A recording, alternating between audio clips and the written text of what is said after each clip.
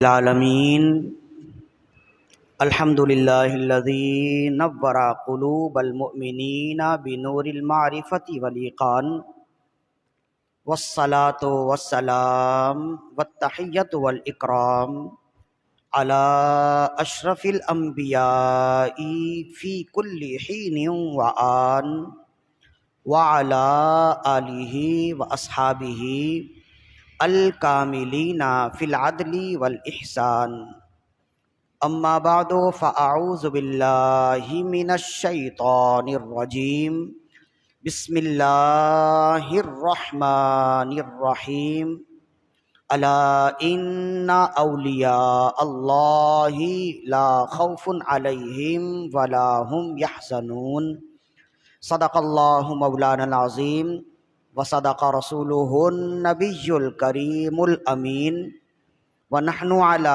ذلك لمن الشاہدین والشاکرین والحمد للہ رب العالمین ببرکت ان اللہ وملائکتہ یصلون علی النبی یا ایہا الذین آمنوا صلوا علیہ وسلموا تسلیما اللہم صلی علی سیدنا و مولانا محمد وعلی آلہ واصحابہ وبارک وسلم صلاة و سلاما علیک یا رسول اللہ صلی اللہ علیہ وآلہ وسلم فإن من جودك الدنيا وضرتها ومن علومك علم اللوح والقلم دعا إلى الله فالمستمسكون به مستمسكون بحبل غير منفصم مولاي صل وسلم دائما أبدا على حبيبك خير الخلق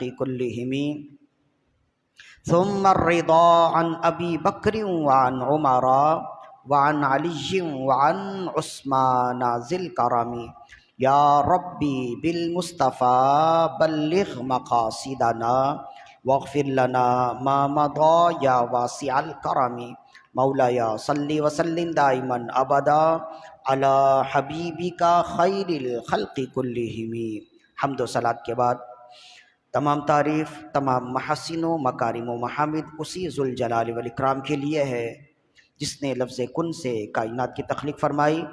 تمام زبانوں کی حمد و ثنا صرف اور صرف اسی رب لم یزل کے لیے ہے جس نے دنیا میں انسانوں کو پیدا فرمایا اور انسانوں کی ضروریات زندگی کی تمام اشیاء کو مہیا مسجع مرصع مرقع فرمایا۔ تمام تر تعریفات تمام تر حمد و ثنا صرف اور صرف اسی رب قدیر کے لیے ہے جس نے انسانیت کی رشد و ہدایت کے لیے انبیاء کرام علیہم الصلاۃ والسلام کو مبعوث فرمایا کہ وہ نفوس قدسیہ کاملہ دنیا میں آ کر اللہ کی وحدانیت اور اپنی رسالت لوگوں تک پہنچاتے رہے۔ کروڑ ہا کروڑ صلاۃ و تسلیم ہو حضور سید انبیاء حبیب کبریا شفیع روز جزا علیہ تحیت و ثنا کی بارگاہ میں کہ آپ تمام انبیاء کرام علیہم الصلاۃ والسلام کے آخر میں تشریف لائے اور آپ نے آ کر تمام پرند و انسان کو اخوت و بھائی چارگی ملنساری اخلاق بردباری اعلیٰ ظرفی اعلیٰ کردار کا درس و پیغام دیا۔ قبل اس کے کہ گفتگو کا آغاز کیا جائے ایک مرتبہ انتہائی محبت و خلوص کے ساتھ اپنے آقا و مولا صلی اللہ علیہ وسلم کی بارگاہ میں درود و سلام کے نذرانے پیش کیجیے۔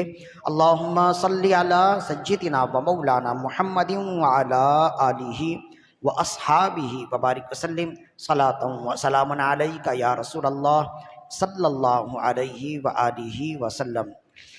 رب ذوالجلال کے فقط فضل و کرم سے اس کی دی ہوئی توفیق سے ایک مرتبہ پھر ہم محفل 11ویں میں موجود ہیں۔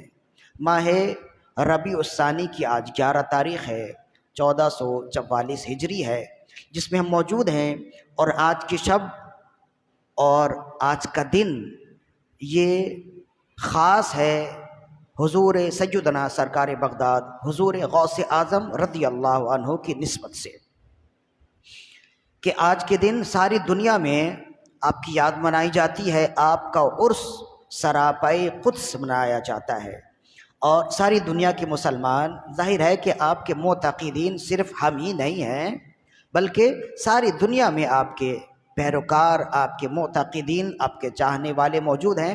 ساری دنیا میں لوگ اپنے اپنے انداز میں آپ کا ذکر خیر کرتے ہیں اور ان کا ذکر کر کے اپنی دامنوں کو رحمتوں سے برکتوں سے بھرتے ہیں، اپنی دامنوں میں ان کا ذکر کرنے کے بعد رب کی رحمتیں سمیٹتے ہیں۔ بالخصوص وہ لوگ جو حضرت سیدنا غوث اعظم رضی اللہ عنہ کا ذکر خیر کرتے ہیں وہ آپ کے خاص غلاموں میں سے ہیں، ورنہ چاہنے والے بھی ہوتے ہیں، نہ چاہنے والے بھی ہوتے ہیں۔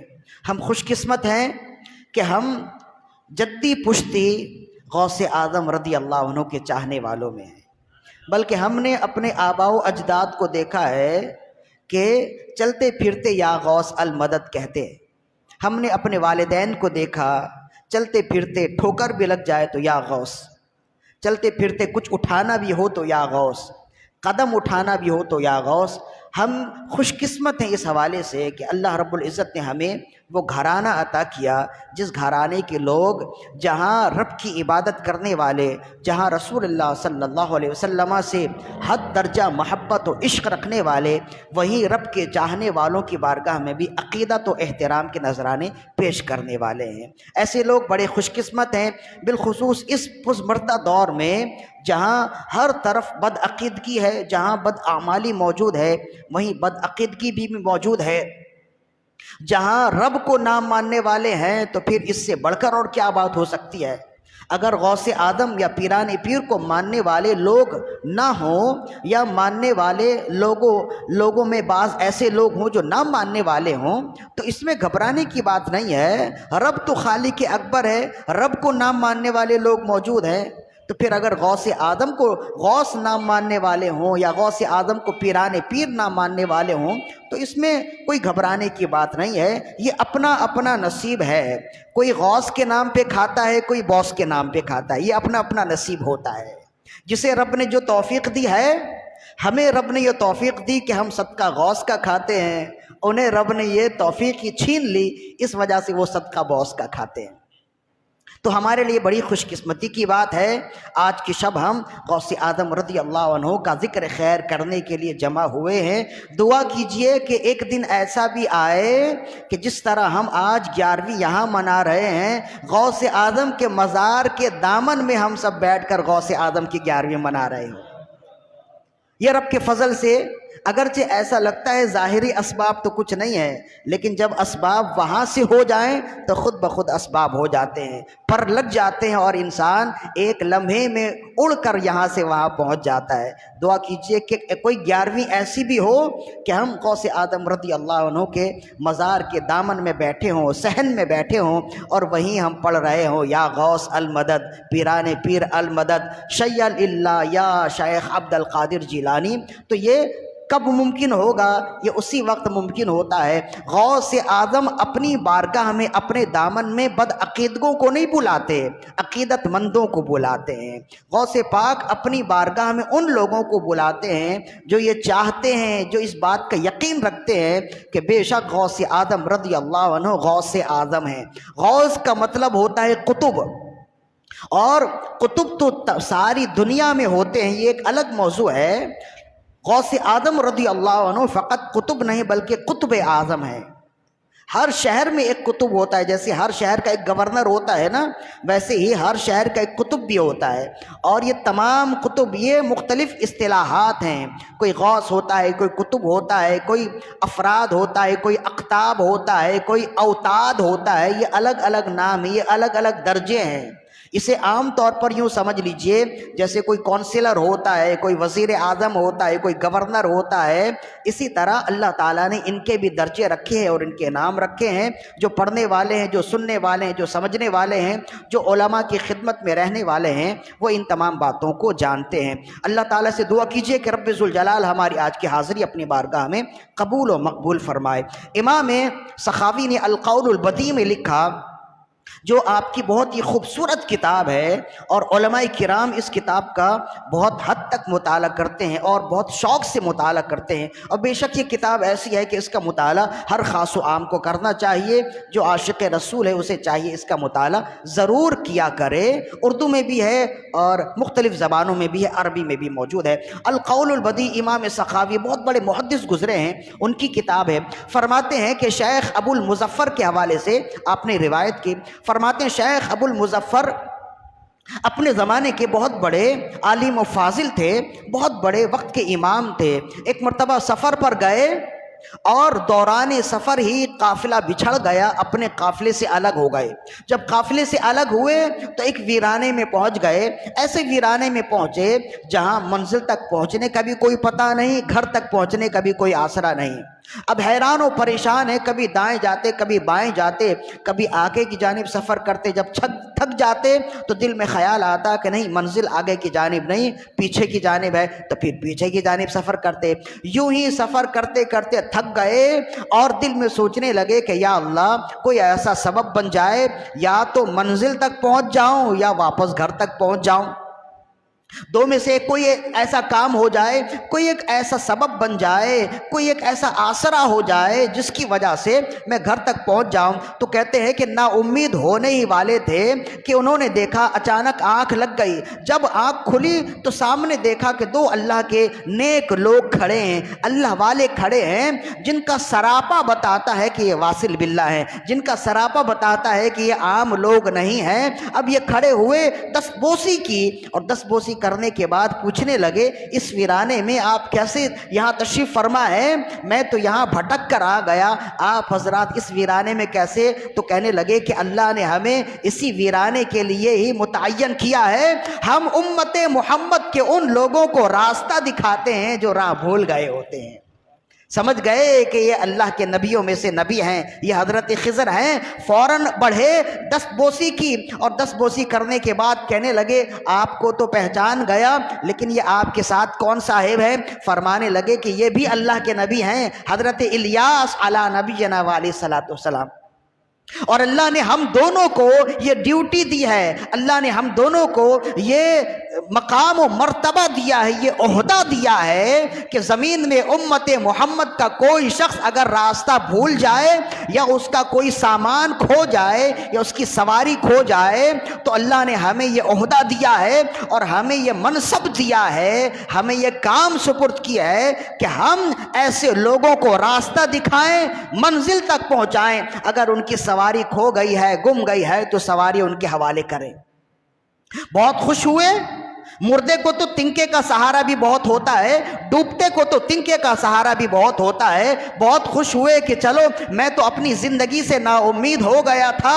اب فرمانے لگے کہ اب کہاں کا ارادہ کرتے ہو؟ منزل تک پہنچنا ہے یا گھر تک پہنچنا ہے؟ عرض کرنے لگے کہ بہت تاخیر ہو گئی، منزل تک پہنچ کر تو اب میرے لیے کوئی کام کی بات نہیں ہے، مجھے واپس میرے بال بچوں تک پہنچا دیں، مجھے میرے گھر تک، میرے شہر تک پہنچا دیں، شہر کی فصیل تک پہنچا دے۔ تو کہتے ہیں کہ اب آہستہ آہستہ یہ دونوں حضرات چلنے لگے ان کی منزل تک پہنچانے کے لیے۔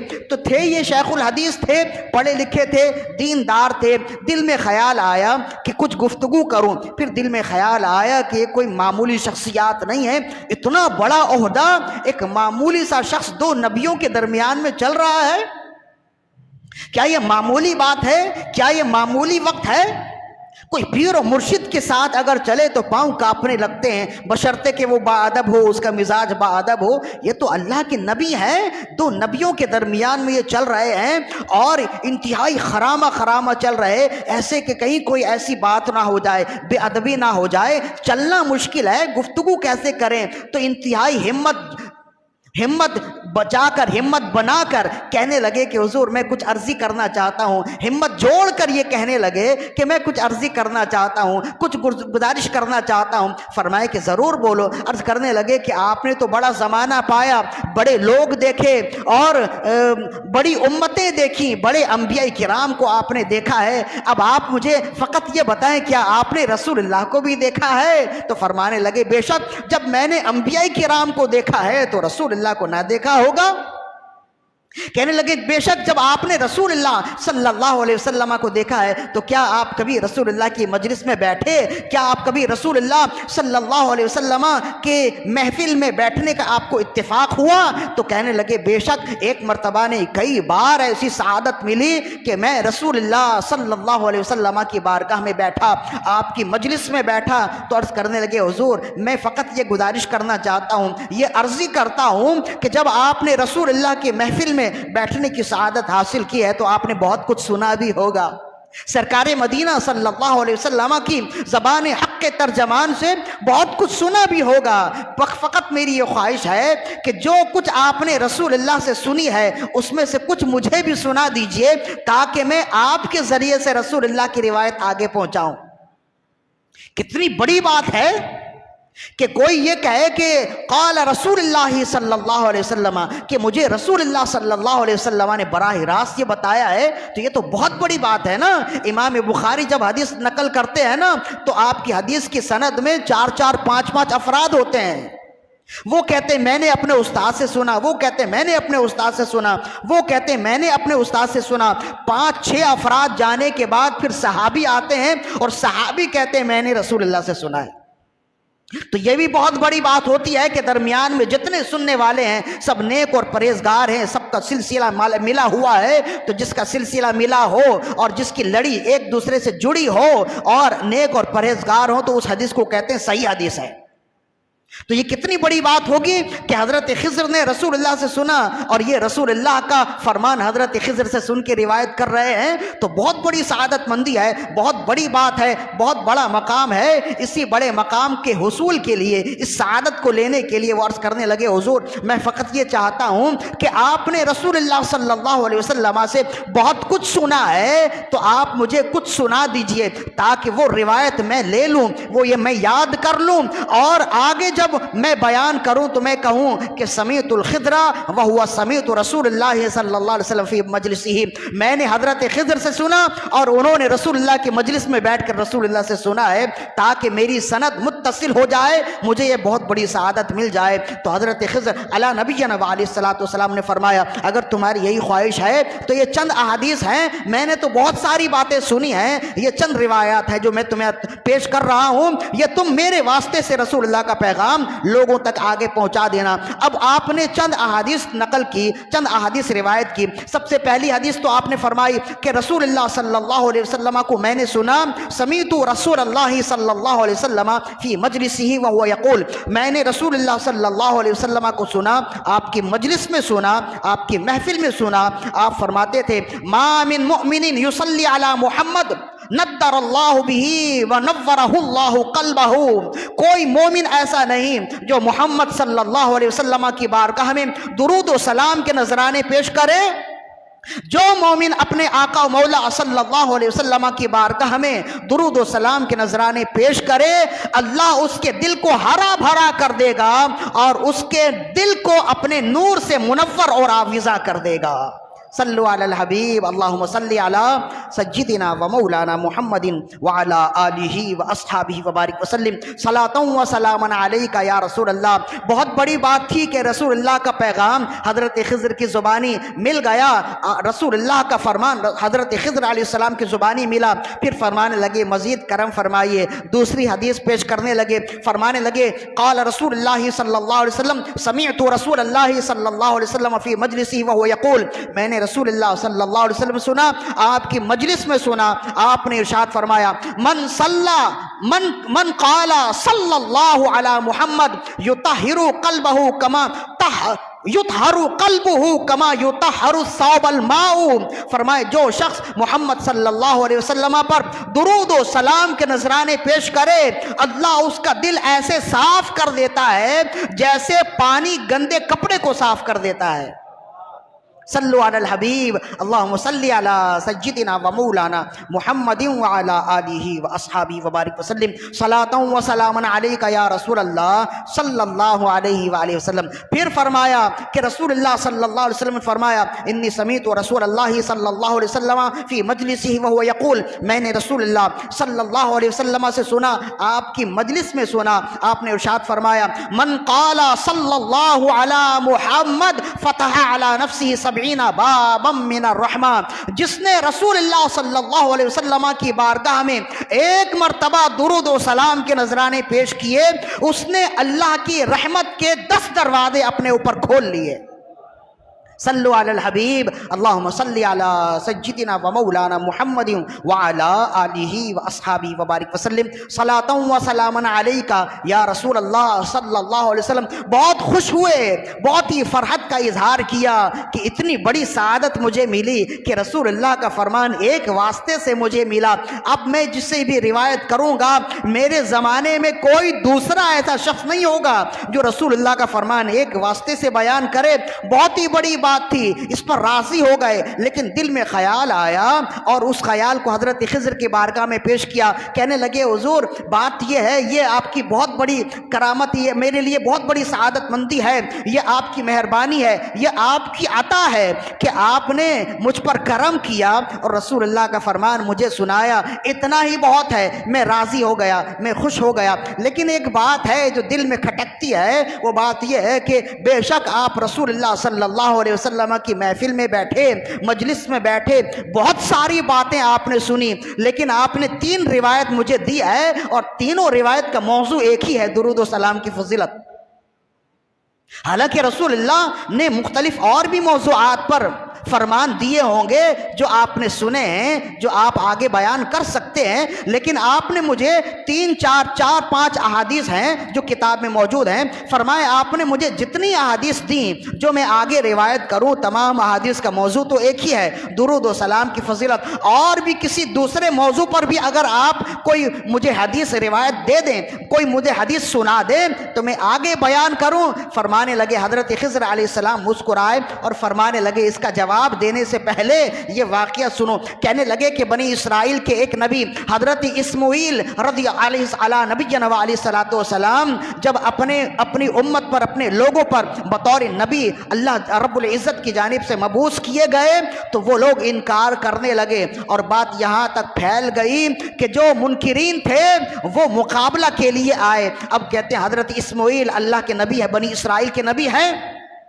ان کے ماننے والے، ان کے متبعین کی تعداد 70 ہے، اور دوسری جانب ہزاروں سے زیادہ 10,000 کا لشکر ہے جو دوسری جانب ہے۔ اب یہاں پر لوگ موجود ہیں، اب دونوں مقابلے کے لیے جب صف بندی ہوئی، حضرت اسماعیل علی نبینا علیہ الصلوۃ والسلام، بنی اسرائیل کے نبی بھی آگے آگے ہیں اور آپ کے 70 متبعین بھی آگے آگے ہیں۔ حضرت خضر فرمانے لگے کہ جب حضرت اسماعیل علی نبینا علیہ الصلوۃ والسلام میدان جنگ میں کفار سے کفر و ایمان کی جنگ لڑ رہے تھے، حق و باطل کی جنگ لڑ رہے تھے، اس وقت میں بھی ان کے ساتھ ہم رکاب تھا، میں بھی وہاں موجود تھا۔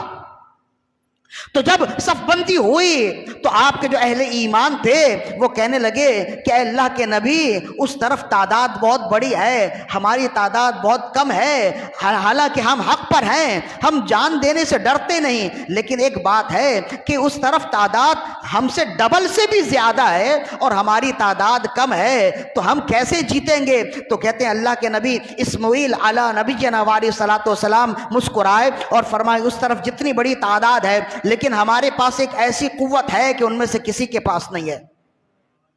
عرض کرنے لگے وہ کیا قوت ہے؟ کہنے لگے جب تم کفار کے مقابلے میں جانا، کسی کافر سے مقابلہ کرنا، جیسے جیسے تلوار چلاتے رہنا، ویسے ویسے زبان سے کہتے رہنا صلی اللہ علی محمد، صلی اللہ علی محمد۔ پھر دیکھنا کہ یہ ایسی طاقت ہے کہ اس طاقت کے مقابلے میں نہ کوئی تلوار آ سکتی ہے، نہ کوئی برچھی آ سکتی ہے، نہ کوئی دوسرا جواں مرد آ سکتا ہے۔ اب کہتے ہیں کہ حضرت اسماعیل علی نبینا علیہ الصلوۃ والسلام بھی آگے بڑھے، آپ کے متبعین جو 70 تھے وہ بھی آگے بڑھے۔ اب جب تلوار چلاتے ہیں تو ہاتھ سے تلوار چلاتے اور زبان سے سرکار مدینہ صلی اللہ علیہ وسلم کی بارگاہ میں درود و سلام کے نذرانے پیش کرتے رہتے، اور یہ عجیب منظر دیکھتے۔ اس کی برکت یہ ہے کہ تلوار بعد میں چلتی ہے، دشمن پہلے گر جاتا ہے، باقی جو بچ گئے اللہ کی قدرت سے قریب ہی سمندر تھا، سب کے سب سمندر میں غرق ہو گئے۔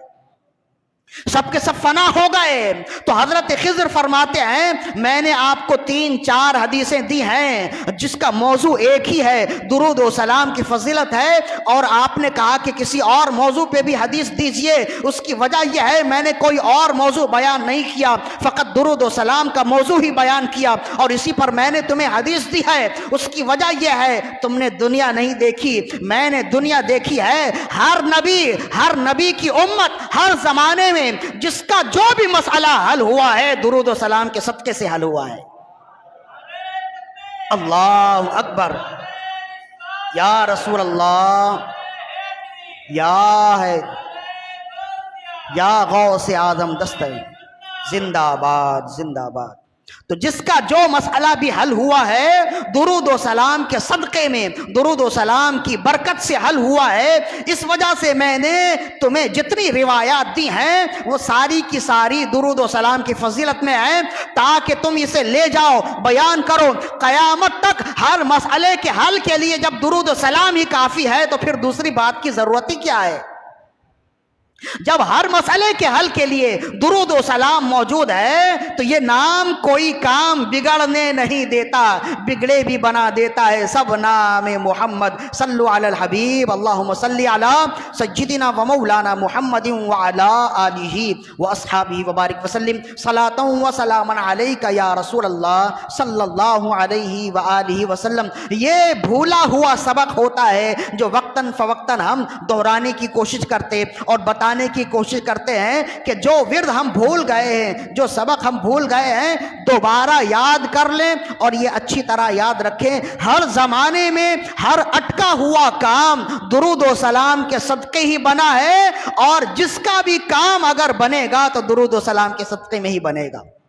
اچھا، اس سے یہ بات نکال دیجئے کہ فرائض کی ادائیگی کے بعد یہ سارے معاملات ہیں۔ ایسا نہ ہو کہ کوئی نماز نہ پڑھے، روزہ نہ رکھے، فرائض کی ادائیگی نہ کرے اور درود و سلام پڑھے اور کہے میرے سارے کام نکل جائیں۔ یہ اچھی طرح یاد رکھیے، ہم تو اصل میں ہیں چالاک، لیکن ان باتوں میں ہماری چالاکی ختم ہو جاتی ہے۔ ان باتوں میں شیر اگر کہا جائے تو شیر سمجھنے لگتے، شیر کہا جائے تو شیر سمجھنے لگتے۔ ان باتوں میں چالاکی نہیں آتی ہے تو کہتے ہیں جناب آپ نے درود و سلام کی فضیلت بتا دی، مطلب یہ ہے کہ اب کوئی نماز نہ پڑھے، درود و سلام پڑھتا رہے تو سارے کام ہو جائیں۔ ایسا نہیں ہے، جب بھی کوئی فضیلت بیان کی جائے نا اس فضیلت سے فرائض کو نکال دیا کیجیے۔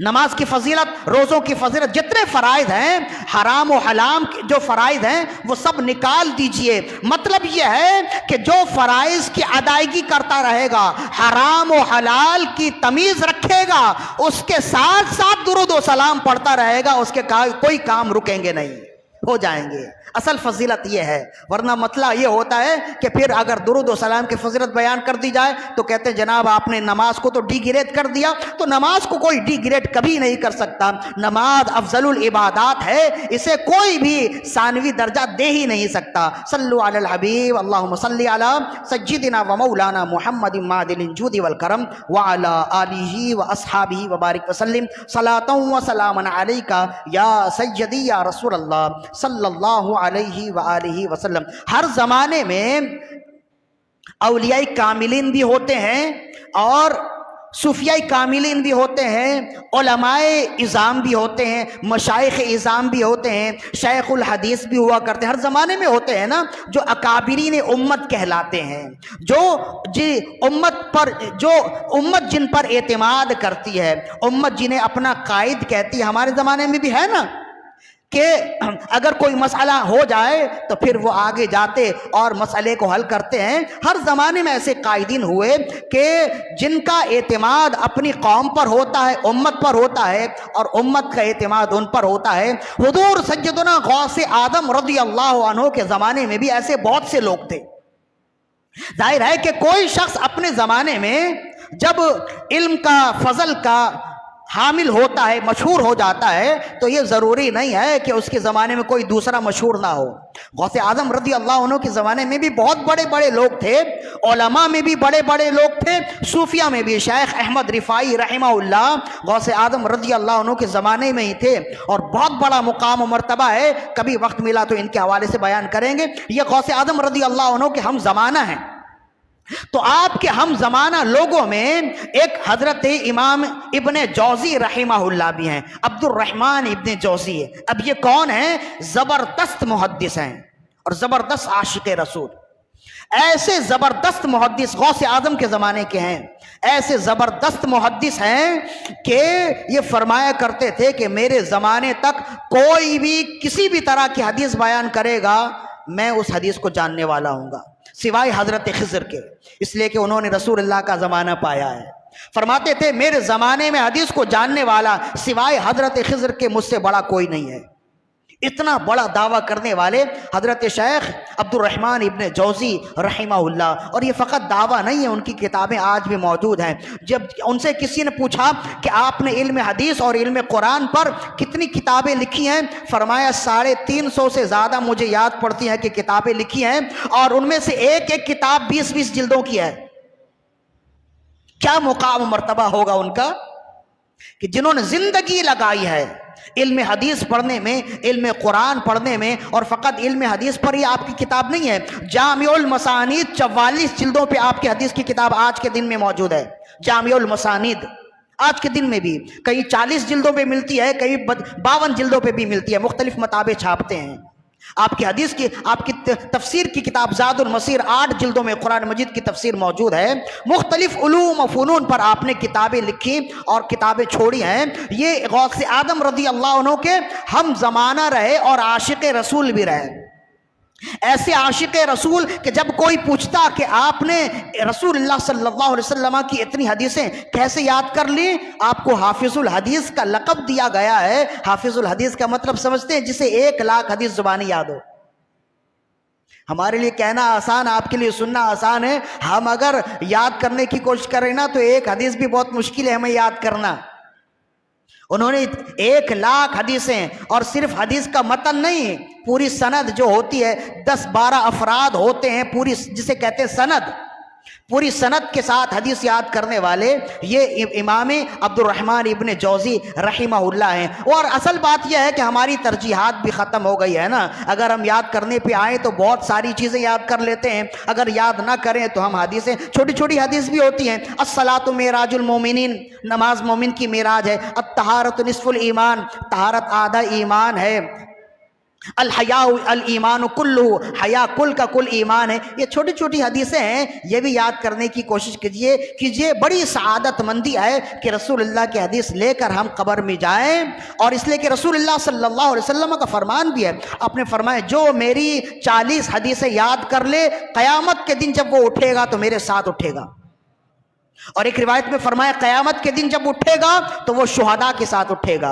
ایک دوسری روایت میں فرمایا جو 40 حدیثیں یاد کر لے، قیامت کے دن جب وہ اٹھے گا تو محدثین کے ساتھ اٹھے گا۔ مطلب یہ ہے کہ 40 حدیث جو یاد کر لے، قیامت کے دن امام بخاری، امام سیوطی، امام ابن جوزی، امام مسلم، امام ابو داؤد، امام ترمذی، امام ابن ماجہ، امام نسائی اور امام احمد بن حنبل، یہ جو محدثین کے امام ہیں، یہ جب ساتھ چلیں گے نا تو ان کے ساتھ ساتھ یہ بندہ بھی چلے گا جس نے 40 حدیثیں یاد کی ہیں۔ کتنی بڑی سعادت مندی ہے۔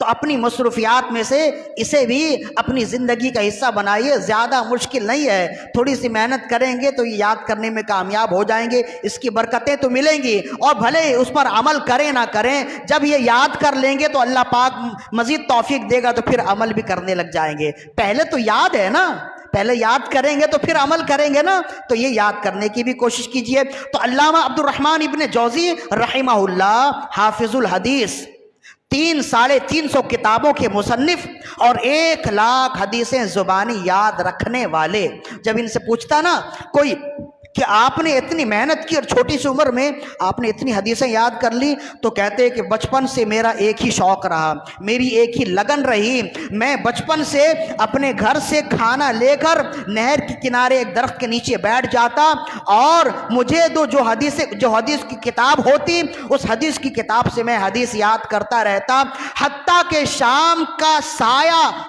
ڈھل جاتا، شام کی تاریکی آ جاتی اور میں حدیث یاد کر رہا ہوتا، مجھے اتنا وقت بھی نہ ملتا، مجھے اتنی توجہ بھی نہ جاتی کہ میں دن کا کھانا کھاؤں۔ فقط یہی شوق میرے دل میں ہوتی کہ جب میں اس دنیا سے جاؤں تو لوگ کہیں کہ یہ وہ شخص گیا ہے جس نے زندگی بھر رسول اللہ کی حدیث یاد کی ہے، رسول اللہ کی حدیث کی خدمت کی ہے۔ اصل زندگی کی معراج یہ ہوتی ہے جنہوں نے یہ سوچا، جنہوں نے اس سوچ کے ساتھ اپنی زندگی کو کام میں لگایا۔ آج ایسے با کمال وہ لوگ ہوئے کہ مرنے کے بعد کون کس کو یاد کرتا ہے، لیکن سینکڑوں سالوں کے بعد آج بھی منبر سے ان کا ذکر ہو رہا ہے۔ مرنے کے بعد تو چند سالوں کے بعد انسان اپنے باپ کو بھول جاتا ہے، مرنے والوں کو کون یاد کرتا ہے؟ ہم سے بھی اگر کوئی پوچھے نا، ہم اپنے باپ کا نام جانتے ہیں، دادا کا نام جانتے ہیں، پردادا کا نام نہیں جانتے، یا اگر جانتے ہوں گے تو ان سے اوپر نہیں جانتے۔ حالانکہ زیادہ عرصہ تو نہیں ہوگا، 100-200 سال کا معاملہ ہوگا، لیکن عبد الرحمن ابن جوزی رحمہ اللہ نے جب زندگی بھر رسول اللہ کی حدیث کی خدمت کی تو آج رب نے وہ مقام دیا ہے کہ ان کی کتابیں بھی موجود ہیں، لوگ پڑھ رہے ہیں، اور ان کا ذکر خیر آج ممبر سے بھی ہو رہا ہے۔ کتنی بڑی سعادت مندی ہے۔ جب وقت وصال قریب آیا، ایسے عاشق رسول کہ کہنے لگے جب میں مر جاؤں، میری روح نکل جائے، تو رسول اللہ صلی اللہ علیہ وسلم کی حدیث لکھتے ہوئے میں نے جو قلم چھیلے ہیں نا، اس کے تراشے میں نے جمع کر کے رکھے ہیں۔ میں نے جو قلم چھیلے ہیں اس کے تراشے میں نے جمع کر کے رکھے ہیں۔ جب مجھے نہلانے کے لیے پانی گرم کرنا، انہی تراشوں سے پانی گرم کرنا۔ اور جتنے قلم میں نے رسول اللہ صلی اللہ علیہ وسلم کی حدیث لکھنے میں استعمال کیے ہیں، وہ سارے قلم میرے پاس موجود ہیں۔ ان قلموں کی نوک میں جو سیاہی ہے وہ سیاہی میرے پانی میں ملا دینا، تاکہ رب ذوالجلال رسول اللہ صلی اللہ علیہ وسلم کی حدیث لکھنے کا صدقہ مجھے ایسا دے کہ میری بخشش فرما دے۔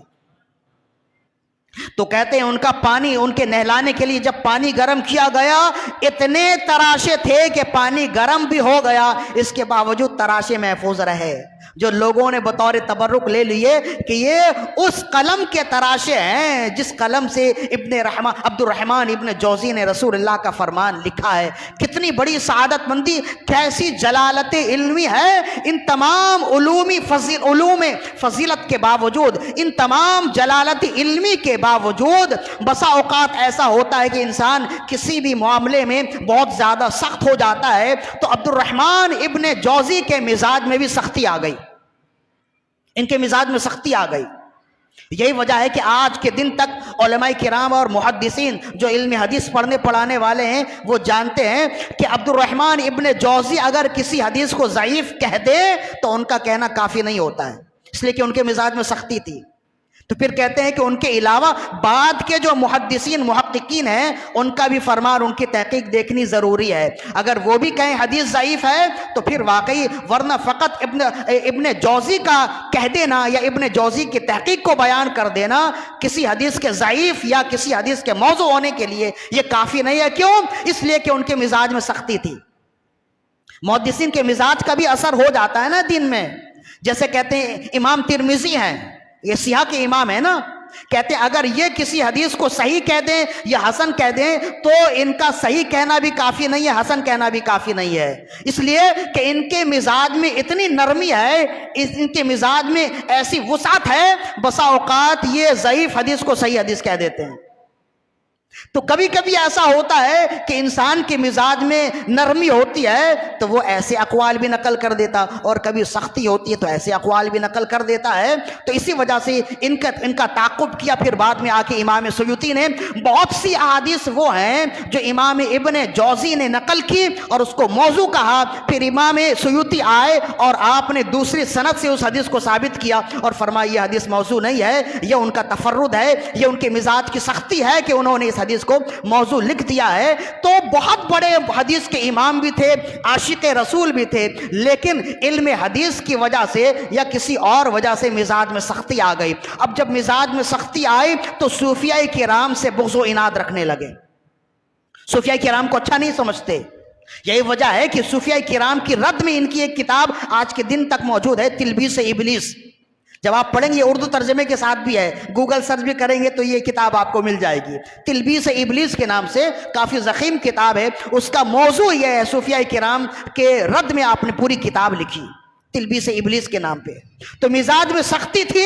اب ادھر غوث آدم رضی اللہ عنہ لوگوں کو تبلیغ کر رہے ہیں، لوگوں کو دین سکھا رہے ہیں، اور انہی کے شہر میں ابن جوزی بھی موجود ہیں، یہ حدیث بیان کر رہے ہیں. لیکن جب ان کے سامنے حضرت شیخ عبد القادر جیلانی قدس سرہ نورانی کا ذکر کیا جاتا تو اچھا رپلائی نہیں دیتے، اچھا اس پر رد عمل نہیں دیتے. غوث آدم رضی اللہ عنہ کو وہ اتنا قابل نہیں سمجھتے. کہتے وہ صوفیوں میں سے ہیں، ان کے عادات صوفیانہ ہیں اور ان کے اقوال صوفیانہ ہوتے ہیں. وہ کہاں محدثین کہاں. بہرحال وہ اپنے آپ کو بہت ہی عظیم مرتبے پر فائز سمجھنے لگے، اور بے شک وہ ایسے ہی تھے، عظیم مرتبے پر تھے. لیکن کوئی شخص کتنا ہی بڑا ہو جائے اس کے لیے یہ جائز نہیں ہے کہ کسی کو چھوٹا سمجھے. اس لیے قرآن مجید کی آیت ہے فوق کل ذی علم علیم، ہر علم والے کے اوپر ایک علم والا ہوتا ہے، جس کو ہم اردو میں کہتے ہیں ہر شیر پر سوا شیر ہوتا ہے. یہ قانون قدرت ہے دنیاوی لحاظ سے بھی اور دینی لحاظ سے بھی. بہرحال وہ غوث آدم رضی اللہ عنہ کے لیے اچھے کمنٹس نہیں رکھتے، اچھے خیالات نہیں رکھا کرتے تھے. ان کے ایک دوست تھے جو خود بھی بہت بڑے محدث تھے، شیخ ابو العباس. جب آپس میں ملاقات ہوتی تو وہ غوث آدم رضی اللہ عنہ کی بڑی تعریفیں کرتے. تو ابن جوزی تعریف سن تو لیتے لیکن کوئی جواب نہیں دیتے، کوئی رد عمل نہیں دیتے، اس لیے کہ وہ سمجھتے تھے کہ ان کے مزاج ان کا علم بھی یوں ہی فرضی سا ہے، واجبی سا ہے، جیسے عام لوگوں میں علم ہوتا ہے. کہاں میرے مقابلے تک ان کا علم جا سکتا ہے. تو ابو العباس جب آ کر کہتے کہ شیخ عبد القادر بڑی عجیب عجیب باتیں بیان کرتے ہیں، بہت ہی گہرا علم ہے، گہرا مطالعہ ہے، لوگ ان کی محفل میں دھاڑے مار مار کر روتے ہیں. تو کہتے بس وہ قصے کہانیاں ہی سناتے ہوں گے، اس وجہ سے لوگ قصے کہانی سن کر تو زیادہ ہی محظوظ ہوتے ہیں، دھاڑے مار کر روتے ہیں یا خوشی کا اظہار کرتے ہیں. بہرحال وہ پھر بھی وہ رد عمل اچھا نہیں دیتے. ابو العباس بار بار کہتے کہ آپ کو بھی چلنا چاہیے، ایک مرتبہ آپ کے علاقے میں ہی اتنی بڑی ہستی موجود ہیں، آپ بھی چلیں، ان سے فیض لیں، ان کی زیارت کریں، کچھ بات ان سے سنیں. تو وہ کہتے ہیں بھائی باتیں سننے وہ جاتے ہیں جو خالی ہوتے ہیں، میں تو بھرا بھر آیا ہوں. وہ کیا بیان کریں گے؟ کوئی حدیث بیان کریں گے، اس کی روایت پہلے میرے پاس موجود ہے. کوئی قرآن مجید کی آیت بیان کریں گے، اس کی تفسیر میں ان سے زیادہ جانتا ہوں. تو ان کی محفل میں، ان کی مجلس میں وہ جائے جو جانتا نہ ہو. میں تو سب کچھ جان کر بیٹھا ہوں، میں وہاں جا کر کیا کروں گا؟ مجھے وہاں جا کر نیا کیا ملے گا؟ وہی کچھ ملے گا جو میں پڑھ چکا ہوں، وہی کچھ ملے گا جو میں بیان کر چکا ہوں. جو وہاں جاتے ہیں وہ خالی ہوتے ہیں، اس وجہ سے جاتے ہیں. میں تو بھرا ہوا ہوں، میں کیوں کر جاؤں؟ لہذا یہ کہہ کر وہ انکار کر دیتے. لیکن جب دوست کا بہت زیادہ اصرار ہوا تو کہتے ہیں ایک مرتبہ شیخ ابو العباس انہیں غوث آدم رضی اللہ عنہ کی محفل میں لے جانے میں کامیاب ہو ہی گئے. کہتے ہیں اب جب محفل میں گئے تو بڑا مجمع لگا ہے. ظاہر ہے کہ غوث پاک کی محفل چند لوگوں پر مشتمل نہیں ہوتی تھی، ہزاروں نہیں بلکہ ہزاروں ہزار لوگ ہوتے تھے. اور کہتے ہیں یہ غوث آدم رضی اللہ عنہ کی کرامت تھی کہ جیسے سامنے والا آپ کی بات آسانی سے سنتا تھا، آخری والا بھی بات آسانی سے سنتا تھا. یہ آپ کی کرامت تھی. تو کہتے ہیں جب آپ وہاں گئے تو بڑا مجمع لگا ہے اور خود ابن جوزی کے سینکڑوں شاگرد اس مجمع میں بیٹھے ہوئے ہیں. تو کہنے لگے اگر کسی نے دیکھ لیا تو بات اچھی نہیں ہوگی، کہیں گے کہ ہم تو حضور کے پاس اکتساب فیض کے لیے جاتے ہیں، یہ یہاں آ گئے. تو کہتے ہیں چھپ کر ایک جگہ بیٹھ گئے. ابو العباس اور یہ دونوں چھپ کر، مجمع سے چھپ کر کسی جگہ کی اوٹ لے کر بیٹھ گئے اور سنتے رہے. کہتے ہیں کہ غوث اعظم رضی اللہ عنہ نے صاحب قلائل الجواہر میں اس حدیث کو نقل کیا، اس واقعے کو نقل کیا. کہتے ہیں کہ غوث اعظم رضی اللہ عنہ نے کسی سے اشارہ کیا اور اس نے قرآن مجید کی آیت تلاوت کی. جب تلاوت کر کے وہ خاموش ہو گیا، بیٹھ گیا، تو حضرت غوث آدم رضی اللہ عنہ نے اس کا ترجمہ کیا اور پھر آپ نے فرمایا. اس کی کئی تفسیریں ہیں، اس کی پہلی تفسیر یہ ہے جیسے محدثین اور مفسرین کا طریقہ رہا ہے، جیسے دوران گفتگو ہم بھی کبھی کبھی کہہ دیتے ہیں کہ بھئی اس آیت کی 12 تفسیر ہے، اس آیت کی 10 تفسیر ہے، اس آیت کی 4 تفسیر ہے. تو یہ محدثین اور مفسرین بالخصوص وہ علماء جو واقعی پڑھے لکھے ہوتے ہیں ان کا طریقہ یہی ہے. تو غوث آدم رضی اللہ عنہ بھی ظاہر ہے کہ وہ ولیوں کے بھی امام تھے، مفسرین کے بھی امام، محدثین کے بھی امام.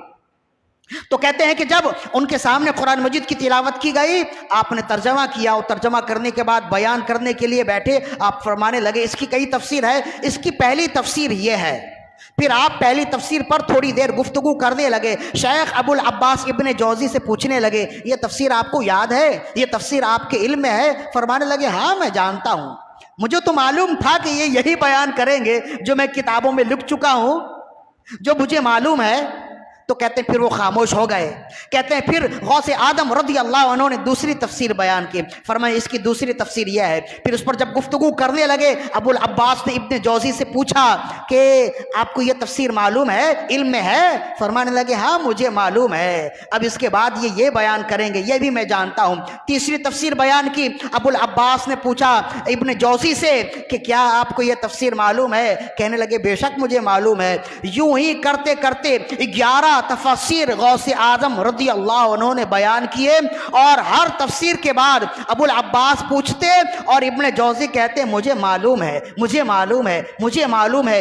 12ویں تفسیر جب غوث اعظم بیان کرتے ہیں تو پھر ابو العباس پوچھتے ہیں کہ آپ کو یہ تفسیر معلوم ہے؟ کہتے نہیں یہ نئی بات ہے, یہ نئی بات ہے, آج تک میں نے یہ تفسیر سنی نہیں.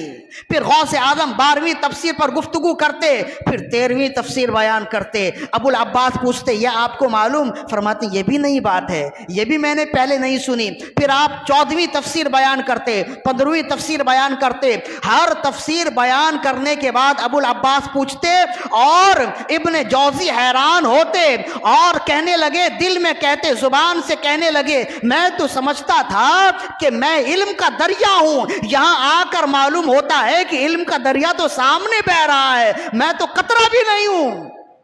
ایسا علم جو کتابوں میں نہیں, ایسا علم جو مطالعے میں نہیں آیا. کہتے ہیں وہ حیران ہے, ہر تفسیر بیان کرتے اور وہ حیران ہوتے, حتیٰ کہ ایک آیت کی 40 تفسیر بیان کی. جب 40 تفسیر مکمل کی, ابن جوزی کھڑے ہوئے, اپنا دستار اتارا, اپنے کپڑے پھاڑے اور غوث اعظم کے دامن میں اپنا دستار رکھ دیا اور کہنے لگے اب تک میں سوچتا تھا, اب تک میں سنتا تھا کہ خدائی علم بھی کوئی چیز ہے, علم لدنی بھی کوئی چیز ہے. آج دیکھتا ہوں کہ علم لدنی کا کمال کیا ہوتا ہے. صلو علی الحبیب اللہم صلی علی سیدنا و مولانا محمد معدن الجود والکرم وعلی آلہ و اصحابہ وبارک وسلم. صلاۃ و سلام علیکہ یا سیدی یا رسول اللہ صلی اللہ علیہ وآلہ وسلم. ظاہر ہے کہ ہم نے زیادہ طویل گفتگو تو کرنی نہیں ہے, ہم فقط حصول برکت کے لیے بیٹھے ہیں تاکہ ان کا ذکر بھی ہو جائے, 11ویں بھی ہو جائے, اور ہم جو پیغام دینا چاہتے ہیں, ایک ہے محفل 11ویں اور ایک ہے تعلیم 11ویں, ایک ہے محفل 11ویں اور ایک ہے پیغام 11ویں. محفل 11ویں وہ ہے جو ہم جس میں ہم موجود ہیں, پیغام 11ویں وہ ہے جو ہم بیان کر رہے ہیں. غوث اعظم رضی اللہ عنہ کے اس واقعے سے جو واقعی کئی علماء نے بیان کیا اور پوری سند سے بیان کیا ہے, چند باتیں معلوم ہوتی ہیں. ایک بات تو یہ معلوم ہوتی ہے کہ غوث اعظم رضی اللہ عنہ نے اپنے علم سے یہ بتایا ہے کہ ولی کامل اصل میں وہی ہوتا ہے جو علم میں کامل ہوتا ہے. رنگین کپڑے پہن لینے کا نام ولایت نہیں ہے, 10-12 انگوٹھیاں اپنی انگلیوں میں چڑھا لینے کا نام ولایت نہیں ہے, دستار اور جبہ پہن لینے کا نام ولایت نہیں ہے. دیکھنا یہ ہے کہ وہ علم میں کتنا کامل ہے. آج غوث اعظم رضی اللہ عنہ کا نام لے کر اپنی بازار چمکائی جا رہی ہے, اپنا دکان بنایا جا رہا ہے, اپنا کاروبار چلایا جا رہا ہے, اور لوگ محبت میں اتنے اندھے ہو گئے, دیکھتے نہیں ہیں کہ نماز کا وقت ہے اور حضرت صاحب جھوم رہے ہیں رنگین کپڑے پہنے ہوئے, 10-10 12-12 انگوٹھیاں چڑھائی ہوئی ہیں. بس چلے تو پاؤں کی انگلیوں میں بھی انگوٹھیاں چڑھا لیں, اور وہ بیٹھے ہوئے ہیں. ایک طرف ہے کہ یا غوث المدد کے نعرے ہو رہے ہیں, یا پھر نشے کا دور چل رہا ہے, اور وہ نہ نماز ہے, نہ ترغیب ہے, نہ قرآن ہے. اصل غوث اعظم رضی اللہ عنہ کا وارث وہ ہے, اصل میں وہی پیر کہلانے کے قابل ہے جو قرآن کی تعلیم بھی رکھتا ہو, حدیث کی تعلیم بھی رکھتا ہو, اور جو شرائط و فرائض پر بھی عمل کرنے والا ہو. اور اگر کوئی ایسا نہ ہو کہ جو سنتیں چھوڑنے والا, جس کے پاس علم نہیں, جس کے پاس علم حدیث نہیں, جس کے پاس علم قرآن نہیں, اور وہ پیر اپنے آپ کو کہتا ہے, تو ہمارے زبان میں اس کو پیر نہیں پیر کہتے ہیں. وہ پیر نہیں ہو سکتا. پیر وہ ہوتا ہے، وقت کا ولی وہ ہوتا ہے جو واقعی غوث اعظم رضی اللہ عنہ کا وارث ہو۔ وارث ہوگا تو ولی ہوگا نا، تو وارث وہی ہوگا جو اصل کے مطابق ہوگا۔ خلیفہ وہی ہوتا ہے جو اصل کے مطابق ہوتا ہے۔ بھئی رسول اللہ کے بھی خلیفہ ہوئے نا، حضرت صدیق اکبر، تو کیا ان میں کوئی بات فرق آئی؟ جو رسول اللہ کا فرمان، جو رسول اللہ کا طریقہ، وہی حضرت صدیق اکبر کا طریقہ۔ پھر صدیق اکبر کے خلیفہ ہوئے حضرت عمر بن خطاب، ان کے خلیفہ ہوئے عثمان غنی، ان کے خلیفہ ہوئے مولا علی۔ پھر خلافت کا ایک سلسلہ چلا ہے، جتنے بھی خلیفہ ہوئے وہ اصل کے قائم مقام ہوئے، اور جتنے بھی خلیفہ ہوئے انہوں نے اصل کے پیغام کو دامن میں تھامے رکھا، اصل کا عمل اپنے آپ کے اپنی زندگی میں عمل میں رکھا۔ تو مطلب یہ ہے کہ جو غوث اعظم کا خلیفہ ہوگا اس کے اندر وہی رعنائی ہوگی، اس کے اندر ایسے ہی علم کا ذوق ہوگا جیسے غوث اعظم کا تھا۔ اگر اس کے اندر علم کا ذوق نہیں ہے، اگر اس کے اندر علمی رعنائی نہیں ہے، اگر عمل نہیں ہے، اگر نمازی نہیں ہے، فرائض پر عمل کرنے والا نہیں، حرام و حلال کی تمیز رکھنے والا نہیں ہے، تو پھر وہ ولی کامل نہیں ہو سکتا ہے۔ یہ ہمیں بھی ضرورت ہے کہ ہم سمجھیں اور سنیں اور دیکھیں اور اس کے ہاتھ پر بیعت کریں جو واقعی متبع سنت ہو۔ فقط جھاڑ پھونک کر دینے والا ولی کامل نہیں ہو سکتا۔ جھاڑ پھونک کرنا یہ ولایت کی دلیل نہیں ہے، یہ طب ہے۔ عامل اور ہوتا ہے، عالم اور ہوتا ہے، ہم نے دونوں کو مکس کر دیا ہے۔ ہم عامل کو عالم سمجھتے، عالم کو عامل سمجھتے، ایسا نہیں ہوتا ہے۔ عامل جو جھاڑ پھونک کرنے والا ہوتا ہے نا، وہ عامل ہوتا ہے، اس کا مقام فقط وہی ہے جیسے ایک ڈاکٹر ایک طبیب کا ہوتا ہے، بس۔ ایسا کیا ہوتا ہے کہ کسی ڈاکٹر سے آپ کا علاج کیا گیا اور اس کی دوا سے آپ کو شفا ہو گئی تو کیا آپ اس کے ہاتھ پر بیعت کر لیتے ہیں؟ ایسے ہی کسی عامل نے آپ کا روحانی علاج کیا اور آپ کو اس سے شفا ہو گئی تو یہ نہیں ہے کہ آپ اس کے ہاتھ پر بیعت کر لیں۔ یہ ایک فن ہے، یہ ولایت نہیں ہے جو ہم سمجھنے لگے ہیں کہ کوئی جن اتار دے تو ہم اس کے ہاتھ پر بیعت کر لیں، کوئی روحانی علاج کر دے تو ہم اس کے ہاتھ پر بیعت کر لیں۔ روحانی علاج کرنے والا، ہر روحانی علاج کرنے والا ولی ہو جائے یہ ضروری نہیں ہے، یہ ایک فن ہے۔ ہم نے فن کو ولایت بنا دیا ہے، اسے الگ الگ کیجئے۔ بالکل یہ ایسی ایک فن ہے جیسے دواؤں کا ایک فن ہوتا ہے، جیسے علم طب ہے، جیسے ڈاکٹر ہوتے ہیں، جیسے حکیم ہوتے ہیں، وہ جسمانی علاج کرتے ہیں، اور جو روحانی علاج کرنے والے جو عامل ہوتے ہیں وہ روحانی علاج کرتے ہیں، بس ایسا ہی ہے۔ تو ان باتوں کا خیال کریں گے نا تو کبھی آپ بگڑنے نہیں پائیں گے۔ ایک بات۔ دوسری بات یہ ہے کہ غوث اعظم رضی اللہ عنہ، ہم اس وجہ سے آپ کو غوث اعظم کہتے ہیں کہ جس میدان میں بھی آپ کو دیکھا جائے، ولایت میں دیکھا جائے تو ولیوں کے امام نظر آتے، اگر محدثین کو دیکھا جائے محدثین کے امام نظر آتے، اگر آپ کو مفتیان کرام کی فہرست میں دیکھا جائے مفتی اعظم نظر آتے ہیں، محدثین اور مفتیوں کے امام نظر آتے۔ جس میدان میں بھی آپ کو دیکھیں، ہم ان کو دیکھیں، یہ فقط محبت کی بات نہیں ہے، علی وجہ البصیرت ہے۔ کتابوں میں آپ کے فتوے موجود ہیں، آپ کی کتاب پڑھیں، آپ کے تصنیفات پڑھیں، غنیت الطالبین کا مطالعہ کریں تو آپ کو معلوم ہوگا کہ غوث اعظم رضی اللہ عنہ فقط فقط آپ پیر و مرشد نہیں تھے، فقط ایک صوفی بزرگ نہیں تھے، بلکہ صوفیت کے ساتھ ساتھ آپ محدث بھی ہیں، مفسر بھی ہیں، امام بھی ہیں، سب کچھ ہیں۔ اسی وجہ سے اعلی حضرت رحمت اللہ علیہ نے دو لفظوں میں ارشاد فرمایا بندہ قادر کا بھی قادر بھی ہے عبد القادر، یعنی وہ قادر کا بندہ عبد القادر ہے۔ قادر نے اپنے بندے کو قادر بنایا ہے۔ فرمایا بندہ قادر کا بھی قادر بھی ہے عبد القادر، سر باطن بھی ہے ظاہر بھی ہے عبد القادر، مفتی دی بھی ہے، قاضی ملت بھی ہے، علم عرفان کا ماہر بھی ہے عبد القادر، ذو تصرف بھی ہے، معزون بھی، مختار بھی ہے، کار عالم کا مدبر بھی ہے عبد القادر۔ بندہ قادر کا بھی قادر بھی ہے عبد القادر، سر باطن بھی ہے ظاہر بھی ہے عبد القادر۔ کیوں کہا؟ فرمایا ذو تصرف بھی ہے، معزون بھی، مختار بھی ہے، یعنی عالم میں تصرف کرنے والا ہے، زیر و زبر کرنے والا ہے۔ کیوں؟ اس لیے کہ معزون ہے، اللہ کی جانب سے انہیں اجازت ہے۔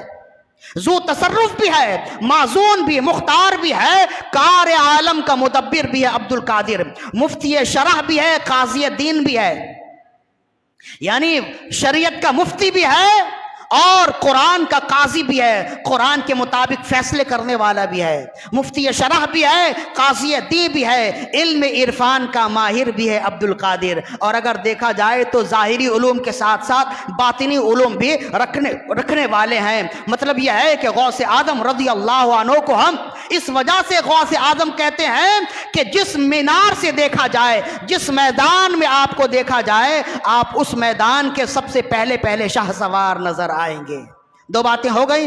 تیسری اور آخری بات ہے کہ غوث اعظم رضی اللہ عنہ ہم جیسے بیکار لوگوں میں سے نہیں تھے، ان کے شب و روز علم دین کی خدمت میں گزرتے تھے۔ فجر کے بعد لوگ آتے، قرآن پڑھتے، قرآن کی تفسیر پڑھتے، ظہر کے بعد لوگ آتے، حدیث پڑھتے، حدیث کی تشریحات پڑھتے، آپ پڑھاتے، عصر کے بعد لوگ آتے، فقہ پڑھتے، مغرب کے بعد لوگ آتے، ان کے مسائل بتاتے، عشاء کے بعد لوگ آتے، انہیں تصوف بتاتے۔ جب تمام لوگ چلے جاتے تو پھر عبادت کرتے۔ فرمایا 40 سالوں تک عشاء کی نماز سے میں نے فجر کی نماز پڑھی ہے۔ کتنی مصروف ہے؟ آج کا مصروف ترین آدمی بھی اتنا مصروف نہیں ہوگا جتنے مصروف غوث اعظم رضی اللہ عنہ ہے۔ ان تمام مصروفیات کے باوجود قرآن سے محبت کیسی ہے یہ دیکھیے کہ قرآن پڑھنے والے اور قرآن پڑھانے والے اور قرآن کا علم رکھنے والے ہیں۔ پیغام میرا فقط یہ ہے کہ غوث اعظم رضی اللہ عنہ کو ماننے والوں، تمہارے غوث کی محبت قرآن سے تو یہ تھی، سوال یہ ہے کہ تمہاری کتنی محبت ہے، ذرا بتاؤ تمہاری کتنی محبت ہے۔ وہ تو روزانہ قرآن پڑھتے اور پڑھاتے ہیں اور اس سے بھی دل نہیں بھرتا، تو پھر جب تمام لوگ چلے جاتے ہیں تو رات بھر نمازوں میں قرآن پڑھ رہے ہیں۔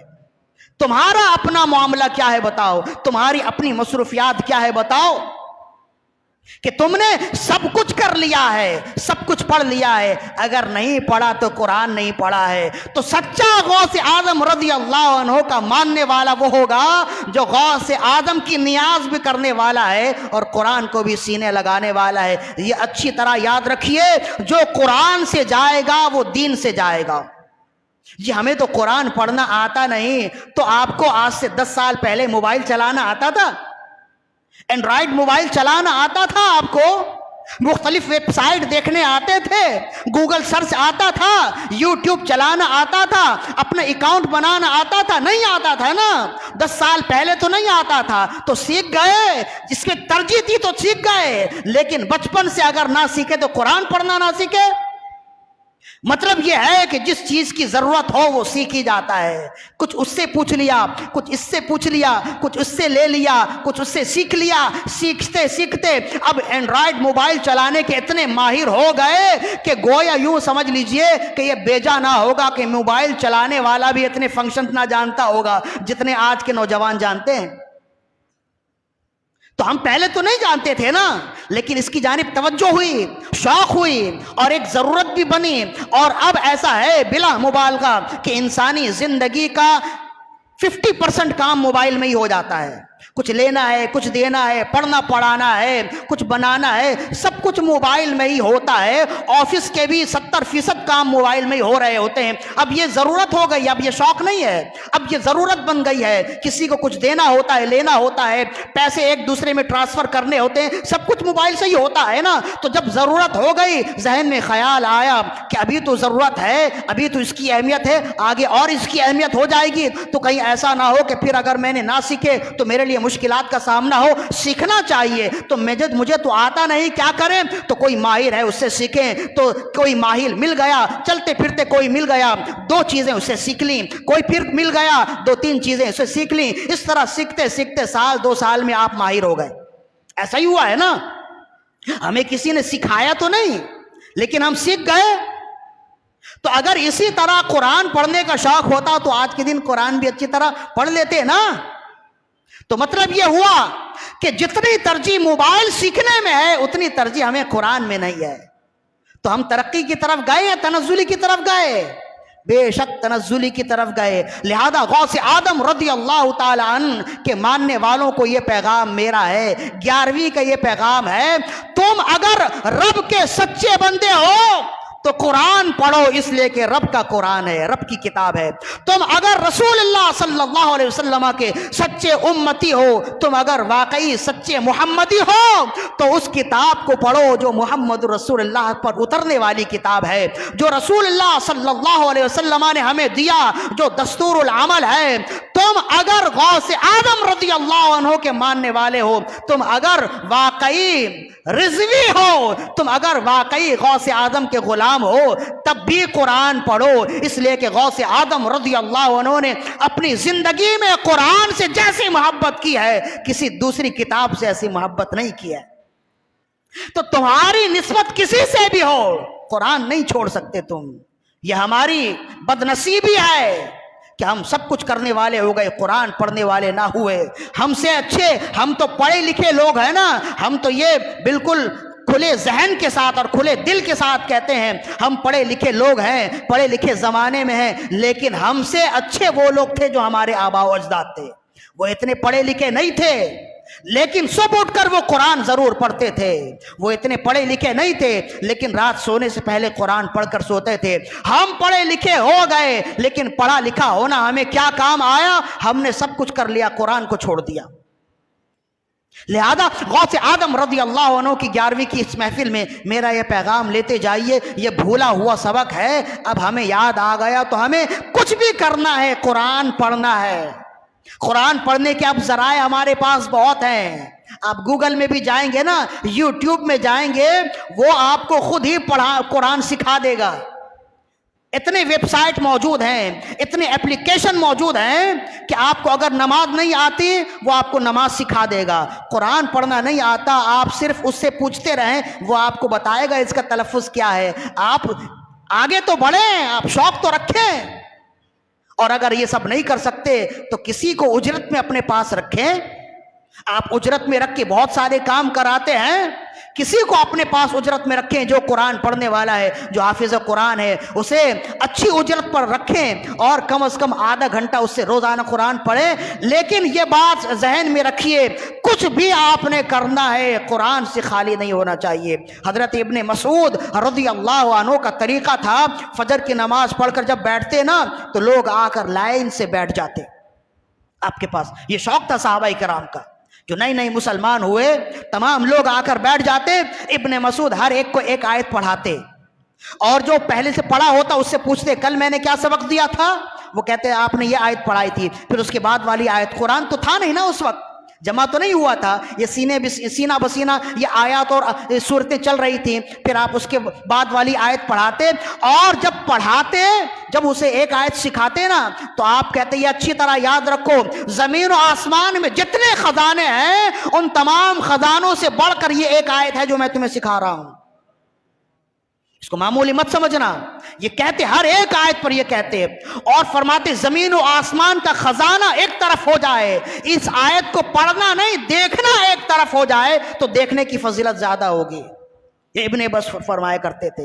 ہم تو نہ جانے کن کن چیزوں کو اہمیت دینے لگ گئے، ترجیح دینے لگ گئے۔ لہذا میرا پیغام، بس میری گفتگو ختم ہے، میرا پیغام یہ ہے، غوث اعظم رضی اللہ عنہ کی پوری زندگی کا پیغام یہ ہے کہ لوگوں ہمیں جو کچھ ملا ہے قرآن سے ملا ہے، تمہیں بھی جو کچھ ملے گا قرآن سے ملے گا۔ لہذا قرآن سے محبت کیجئے، قرآن سے لگاؤ رکھیے، اور ہم نے دیکھا ہے جو قرآن سے محبت کرے قرآن خود بخود اس کے قریب ہو جاتا ہے۔ بالکل ایسا ہی جیسے ہم کسی سے محبت کریں تو وہ ہم سے قریب ہو جاتا ہے نا، اگر محبت واقعی دل کی ہو تو قریب ہو جاتا ہے نا۔ بسا اوقات ایسا ہوتا ہے کہ کوئی اچانک ہی سامنے آ گئے، آپ کہتے ہیں ابھی آپ کو یاد کیا اور سامنے آ گئے، یا ادھر یاد کیا ادھر کال آ جاتی ہے، تو کہتے ہیں واقعی سچی محبت ہے، ادھر آپ کو یاد کیا اور ادھر دل سے دل کا تعلق بنا اور ادھر کال آ گئی۔ ایسا ہوتا ہے نا اکثر و بیشتر، تو ہم کہتے ہیں یہ محبت کی نشانی ہے۔ بالکل اسی طرح اگر آپ قرآن سے محبت کریں گے، قرآن آہستہ آہستہ خود آپ کو یاد ہوگا، قرآن آپ کے دل میں آئے گا۔ اب تو بہت آسان ہو گیا ہے، ہم نے اپنے موبائل فون میں نہ جانے کتنے اپلیکیشن ادھر ادھر کے رکھے ہیں۔ میں اکثر و بیشتر کہتا ہوں جس کے پاس اسمارٹ فون ہے، جس کے پاس اینڈرائیڈ موبائل ہے، اور آج کے دور میں 99% انسان کے پاس یہ ہوتا ہے، اس لیے کہ اب اس کی ضرورت ہے، اپنے موبائل میں بہت کچھ رکھیں، اس کے ساتھ ساتھ 2 اپلیکیشن ضرور رکھیں۔ ایک تو قرآن مجید رکھیں، جس قرآن کو پڑھنے سے آپ کو آسانی ملتی ہے، سینکڑوں بلا مبالغہ ہزاروں قرآن مجید آپ کے موجود ہیں پلے اسٹور میں، وہاں سے کوئی بھی قرآن مجید آپ کو جو اچھا لگے وہ اٹھائیں، اپنے موبائل میں رکھیں ایک، اور اس کے ساتھ ساتھ نمازوں کے اوقات کا اپلیکیشن، تاکہ آپ کو معلوم ہو کہ ظہر کا وقت کب تک ہے، سحری کا وقت کب تک ہے، طلوع آفتاب کب تک ہے، زوال کا وقت کب تک ہے، عصر کا وقت کب تک ہے۔ یہ دو اپلیکیشن آپ کے پاس ہونی چاہیے۔ جب یہ موبائل میں، آپ کے موبائل میں جب قرآن ہوگا نا، تو جب آپ موبائل کھولیں گے تو قرآن پہ بھی کھلنے کی توفیق مل جائے گی، پھر آپ کے لیے آسان ہو جائے گا۔ کبھی مسجد میں آئے، جماعت کے کھڑے ہونے 5 منٹ باقی ہے، فوراً آپ موبائل نکالو اور پڑھنے لگ گئے، پڑھتے پڑھتے روزانہ اگر ایک صفحہ بھی پڑھیں گے، مہینے میں 30 صفحات تو پڑھ لیں گے، کچھ تو ہوگا۔ لہذا اب ہمارے لیے قرآن پڑھنا بھی آسان ہو گیا ہے۔ جب اتنی آسانی دے دی گئی ہے تو پھر اب اور کوئی عذر ہمارے لیے نہیں ہے۔ قیامت کے دن کوئی عذر قابل قبول نہیں ہوگا۔ رسول اللہ صلی اللہ علیہ وسلم نے فرمایا کہ جس کا دل قرآن سے خالی ہے وہ ایسے گھر کی طرح ہے جو بالکل ویران ہے، اس میں کچھ بھی نہیں ہے۔ لہذا غوث اعظم رضی اللہ عنہ کا پیغام میں نے بتا دیا۔ اب قرآن مجید کے ساتھ ساتھ آپ کی 11ویں کے حوالے سے بھی چند باتیں ہیں جو غور طلب ہیں۔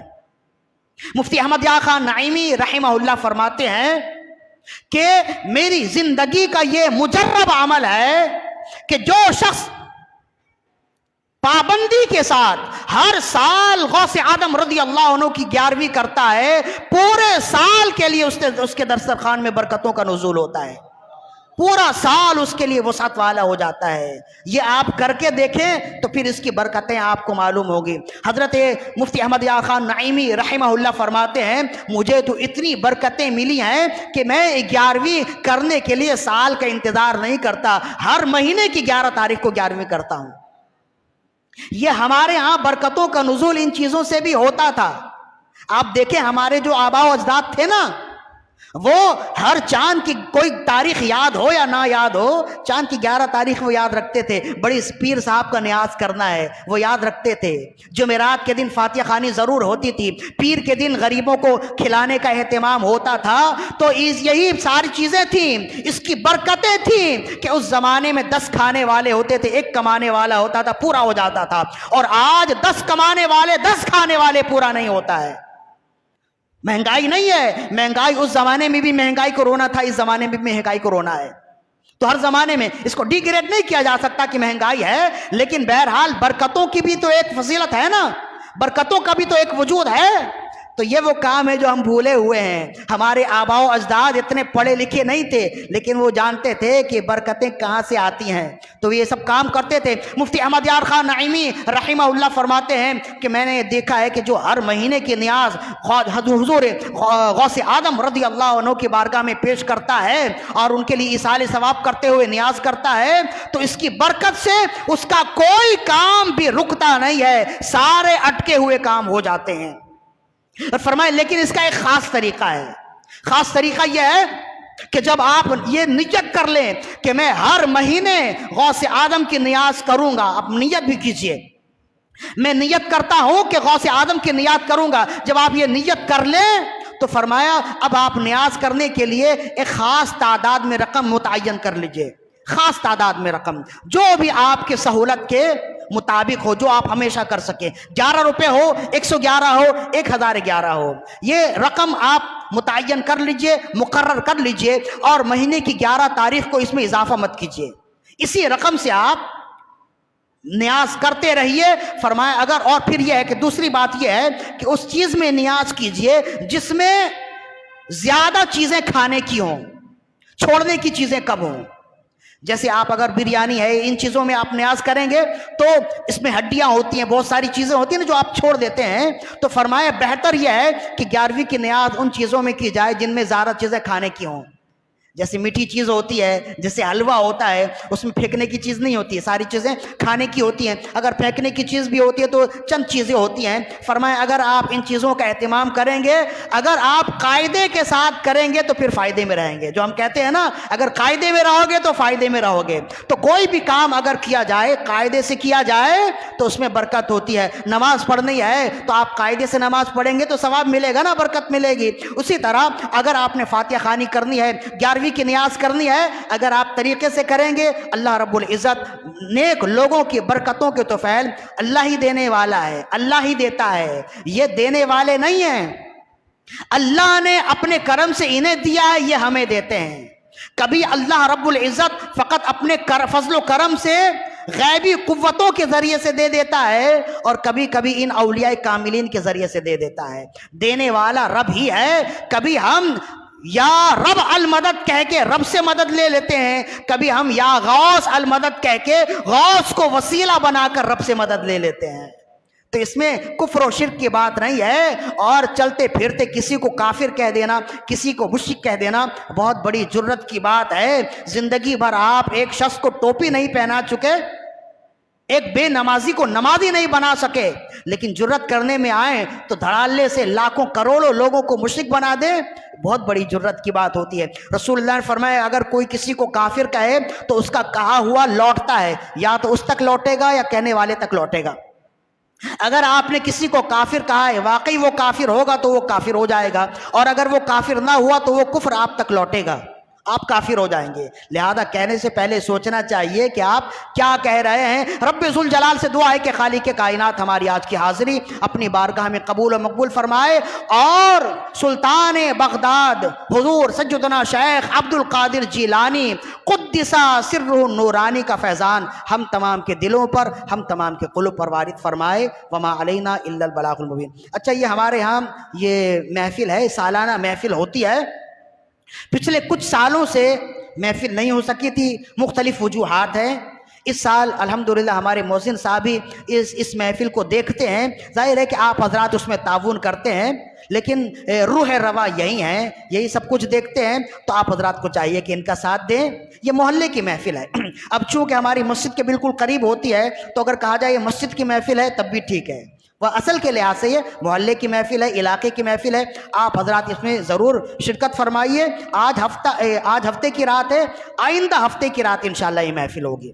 انشاءاللہ میرا بھی بیان ہے، اب چونکہ میرا بیان تو آپ حضرات سنتے ہی رہتے ہیں، ایک اور بھی مقرر ہیں جو بہت ہی خوبصورت گفتگو کرتے ہیں، ہمارے جامعہ کے مفتی صاحب ہیں، ہمارے جامعہ کے ناظم ہیں حضرت علامہ و مولانا مفتی فہیم احمد قادری عطاری صاحب سلمہ الباری، بہت خوبصورت گفتگو کرتے ہیں، اور بہت ہی اچھے نفیس انسان، سلیم الفطرت انسان ہے۔ سچی بات یہ ہے، میں نے زندگی میں ایسے سلیم الفطرت انسان نہیں دیکھے، اتنے سچے اور اتنے نفیس ہیں۔ آپ جب ان کی گفتگو سنیں گے تو آپ کہیں گے واقعی ایسے نفیس انسان بہت کم ہوتے ہیں۔ تو آپ حضرات اس محفل میں شرکت بھی کیجئے گا۔